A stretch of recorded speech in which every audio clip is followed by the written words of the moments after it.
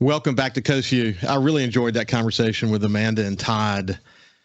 It's interesting. When I get with Todd, we always get a little bit philosophical because we've both been through so many of the twists and turns of coastal Mississippi's history and come out on the other side with a really positive, thoughtful, I think, view about where coastal Mississippi is today and where we're headed. But without any further ado, let me shift gears now and move over to my friend Jeff Duncan from NOLA.com and the Times-Picayune.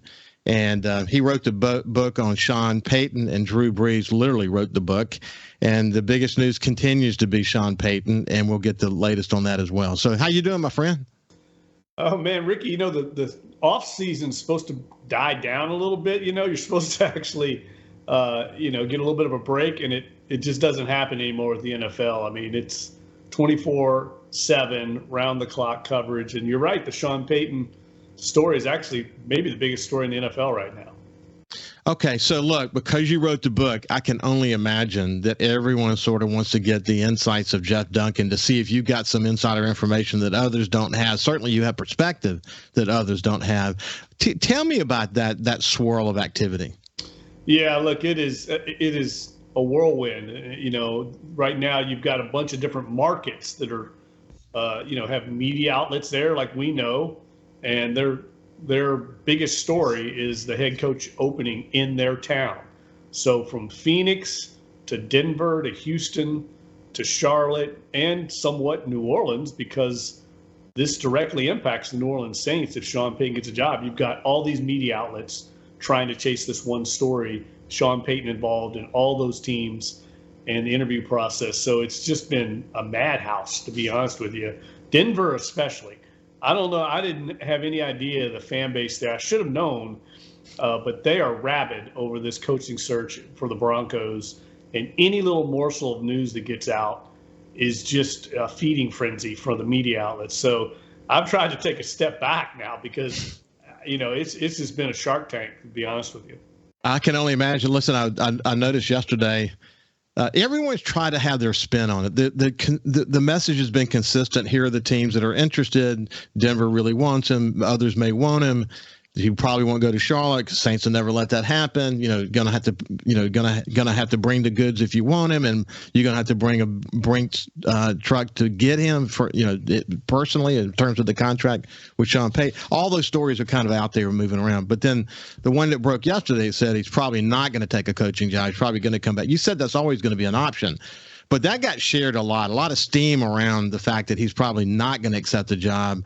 But it was only one guy broke it, and then a couple of people kind of picked up on it. But I know that's still a real possibility. But did something specific happen that caused this story to start to percolate that he's not going to coach this coming year? Well, look, I think, Sean Payton went into this whole process thinking he was going to go back to Fox. So I think that's important to establish first, is that he went into this process leaning towards staying at Fox, and it was going to take a real, sweetheart deal, somebody to knock his socks off with something that was too good to be true to get him to not go back to Fox. So I think people came into this with the opposite impression, that he was searching for a job and wanted to get back, and that just isn't the case. So if you understand it from that point of view, it was going to take something pretty, extraordinary to get him to go back, to go take a job.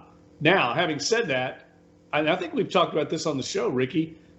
If you're a team and an owner and a general manager looking to hire, and you've got all these candidates, and you know what you've got in Sean Payton. I mean, he's going to win. He's established. He has a pedigree, but he also comes with an enormous cost. He comes with not only the salary that's going to be around $20 million a year, but also draft pick compensation that goes to the Saints in the form of at least a first-round pick, maybe more. And then you might say to yourself, okay, I've got some other candidates here that might be the next Sean Payton. I trust my brain trust to identify a top rising candidate, and maybe it's DeMeco Ryans, the 49ers defensive coordinator. Maybe it's Dan Quinn, who knows? But you can look at that and say, I have to pay that coach half of what I'm paying Sean Payton, and I don't give up any draft pick compensation. So it was always going to be very complicated from both ends. Then you have Sean Payton, who is only going to want to go somewhere where he can be really successful and I think have a really good working relationship with ownership and management, and also like the quarterback situation. So there's just a lot of moving parts, and that's why I think it's played out the way it has. And you didn't mention Dallas, although I know that's in the back of your head, but I read an editorial yesterday from the Dallas market, saying it's time to cut bait here. I don't think that's happening. I mean, I don't. You said that before. I mean, yeah, Mike McCarthy is a really good head coach. I've said that over and over. I mean, the guy's won 12, 13 games, I think, the last 2 years. I don't know. To me, the quarterback play in that game is what cost the Cowboys. Dak Prescott did not play well, and that's why they lost that tight game. When you go on the road against a really good team like the 49ers, who I think are going to win the Super Bowl, it was going to take almost a perfect game, and they didn't play that. It's not head coaching. Now, look, they've already made 5 coaching moves on Mike McCarthy's staff. That indicates to me he's coming back, and they're making staff changes. I'm pulling for San Francisco as well, and it's very interesting how Purdy went from, as long as he doesn't make any big mistakes, to almost superstar, in just a few games. But I listened to what Sean Payton said to him about him on Fox, about his decision-making capability, about the way he protects the ball, about his leadership on the team, his coolness. It's a very interesting scenario. But one thing is for sure, and we've said this before, to win, and what you just said about Dallas is the best example. To win, you have to have a superstar quarterback. This is a quarterback-centric league now, isn't it? Yeah, well, I mean, we see it in the AFC, right? You got Joe Burrow against Patrick Mahomes. I mean, there's a reason that game is the main game in the late time slot, and Jalen Hurts versus Brock Purdy is the undercard, right? It's all about the quarterbacks in this league, and those guys, Burrow and Mahomes, and then Josh Allen, of course, who Joe Burrow outplayed, and that's why the Bengals advanced. It's a quarterback-driven league because the rules now favor the passing game. And if you have a great quarterback like the Saints had for a decade and a half, you have a decided advantage at the most important position. And I've said all along, Brock Purdy, the thing about him is, he knows exactly what he is. I think that's the key. He doesn't try to make a lot of plays he knows he can't make. That's very unusual for a young quarterback. And he's got a really good team around him. He's not trying to do too much. And he's got great coaches. I mean, Kyle Shanahan, that offense is very quarterback friendly. A lot of ways it reminds me of Sean Payton, what he was able to do the last few years when Drew Brees would go down, they'd bring in Teddy Bridgewater, they'd win with Jameis Winston, they'd win with Taysom Hill. It's very similar what they're doing in 49er country. It is incredible. That Cincinnati Kansas City game last year, man, that was I thought, man, we may never see a game like that again, where the lead kept changing back and forth at the end. What an epic game that was. I think what's interesting is look ahead to the game this week. It could be another, even with Mahomes having an ankle injury, it could still be the same kind of game again. Yeah, I'm just writing about that game, Ricky, and I think it's going to be a similar, epic contest between two great quarterbacks. The Bengals have beaten them 3 times in a row in the last basically calendar year, a couple weeks longer than a year. They've won 3 straight games, all 3 by a field goal. So this game's going to be competitive. And I personally think Patrick Mahomes, just the way he looked when he got hurt last week, that said something to me. I mean, he really wants this. I think, he was devastated that he might be out. And I think that drive gives them a little bit of a motivational edge in this game. They've lost 3 in a row. They're going to hear about it all week. I like the Chiefs in this game. I know he's going to be a little limited, but, I mean, that guy's like Superman. I think this is going to be 2 really epic games. I mean, I think the betting line is a pick 'em in the AFC, and it's like 2 points in the NFC. And when you consider home field advantage in Philly, that's basically calling it a pick 'em. Two teams. Get this, Ricky. This is amazing. The Eagles have won 9 of their last 11 games, right? They're the coldest team of these 4 going in. The 49ers have won 12 in a row. The Bengals have won 10 in a row. And the Chiefs have won 10 of 11. Their only loss was to the Bengals. So you got the 4 hottest, best teams in the league playing each other. It's so incredible, man. And as I said to you before, I'm a big Jalen Hurts fan. I think the way he handled himself coming out of Alabama, going to Oklahoma, I mean, just such a team player. And I always believed that he was going to become a good quarterback, but he's really exceeded my expectations on what he could accomplish. Wow, what he's accomplished is incredible. But he's surrounded by all these stars, and man, they're a dangerous team. But then you come over to San Francisco and they have more stars and they're more dangerous. And Brock Purdy has raised the bar, not lowered the bar. It's just incredible. It's a great way to end the season. I know the Saints aren't in, but the fact is those four teams, you got to love them all four, because of what they've been able to accomplish. And anyway, just a great story. When we come back, we'll continue the conversation with my friend Jeff Duncan from NOLA.com and the Times-Picayune. We'll see you after this. Welcome back to Coast Vue. I have my friend Jeff Duncan from NOLA.com and the Times-Picayune. We're talking about the playoffs. I got one more question I want to ask you, Jeff, and then we'll move over to the Saints and kind of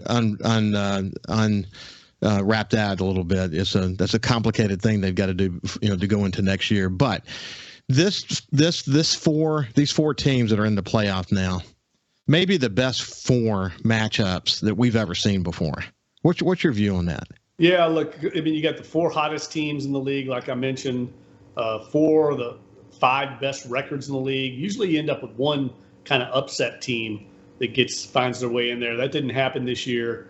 We kind of could see this happening early on. I think a lot of people thought the Bills would be there instead of the Chiefs. The Bengals. But for the most part, these were the teams from midseason on that everybody projected. So I feel like these games are going to be very a competitive contest. And in games like this, Ricky, it's kind of simple, really. Who's going to execute the best? Who's going to make the fewest mistakes? Sometimes that's what it comes down to. I thought the Dallas-San Francisco game last week was great example of that.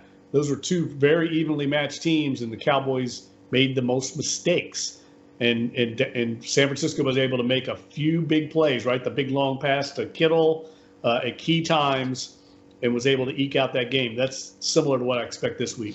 Yeah, speaking of Kittle, and not specific just to Kittle, because if you look at each of these teams, there's good tight end play. If you look back at the history of the Saints, when Drew Brees was doing his best, he had a really good tight end connection that was going on. But Kittle, man, that connection that he and Brock Purdy have is an example of what you got to have on a team to be successful. And I think that speaks to the Saints as well, that, boy, you got to have great tight end play, don't you? Well, look at the Kansas City Chiefs with Kelsey. That's a first ballot Hall of Famer. Kittle's probably going to be the same. So if you have an elite tight end in this game today, the way the passing attacks work, you really have to have multiple weapons. You have to have a great tight end. You have to have at least two really good receivers. Really, you need three. And then you have to have more than one running back. You have to have two. So you just see the depth of the perimeter playmakers on these teams that are in the playoffs, and you see the Saints have a long way to go. So switching over to the Saints, I've been reading lots of people have different takes on which Saints are not going to be with the Saints next year. Like Davenport, for example, maybe Michael Thomas, certainly maybe Ingram will retire or whatever he's going to do. But I don't see Jameis Winston's name usually on those lists. What's your current thinking about how much turnover you're going to see on this team? Oh, I think there's going to be a lot. I think they're going through those meetings this week, going over the roster, coming up with basically the offseason game plan of how they're going to attack it. This is where they'll come out with that list of offseason to-do items, wants, needs, and musts we'll identify. And I think we'll see some changes. I don't think Andres Pete will be back. I think they're going to end up that offensive line that we saw the Saints end the season with Trevor Penning at left tackle and James Hurst at left guard. I think that's how the left side of the line will be going forward. And I'll be surprised if Michael Thomas is back, but my column this Sunday is going to address the Michael Thomas situation. And I don't think the door is completely closed there, but I do think it would be an upset if he is back. And then you mentioned, a couple other moves. I can't see Jameis Winston back here in any way. They save up millions of dollars by releasing him, and he's not even the starting quarterback now. So I can't see them unless there's no market for him whatsoever, and he comes back at a league minimum. I don't see that happening. Okay, so you've got, coming back to the quarterback situation, you've got at least the possibility that a team picks up Sean Payton and we end up with a first-round draft choice and get lucky that one of the quarterbacks that's out there now could fall to us. But it's more likely, isn't it, that we'll seek an experienced player, maybe one of the quarterbacks in San Francisco that you and I have talked about before. What's your current thinking about how that's going to play out? I think it's still early to determine that, but I know they like Andy Dalton. I mean, Mickey Loomis and Dennis Allen have come out and said that they feel like he played very well this year. So I don't think it's beyond, a possibility that he comes back as the starter and they draft a quarterback of the future. And the long-term solution is one guy, and Andy Dalton is the bridge quarterback. We saw that happen a lot this past year in Pittsburgh and some of the other markets, Tennessee. But having said that, I mean, I think Andy Dalton's got a real good chance to come back as the starter. I think they'll try to upgrade. But the problem they've got right now is, finances. Their salary cap is very tight. They can structure a deal, but then they get into the problem of if you backload a deal, Ricky, then you've got to commit more years. And if you're doing it to a quarterback that's not going to be your long-term solution, it makes it difficult. And you know what? It makes me once again reflect back at the run to try to get Deshaun Watson and what we would have had to give up to get him. Man, we would have bet the ranch. It was, with our cap issues, I don't know how that would have worked out. Yeah, I'm with you. I think it's the best thing that happened to them not getting him. Me too, man. I've always felt that way for sure. Hey, listen, look forward to coming back next week and continuing the conversation. And, it'd be interesting to see how this weekend's games go, and we'll chat about that. By next time we talk, we'll know who's going to be in the Super Bowl. Good to see you, my friend. Yeah, thanks, Ricky. Have a great weekend. We'll talk next week, buddy. You bet. This has been Jeff Duncan from NOLA.com and the Times-Picayune. Have a great weekend, and we will see you on Monday morning.